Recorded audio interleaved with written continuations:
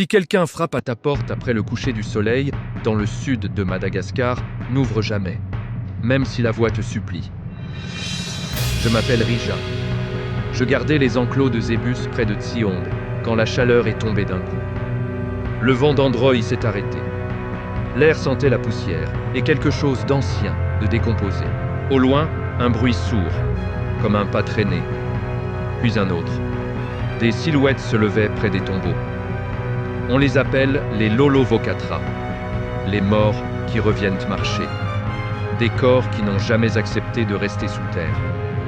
La lune a éclairé leurs visages. Leurs yeux étaient ouverts, leur bouche sèche.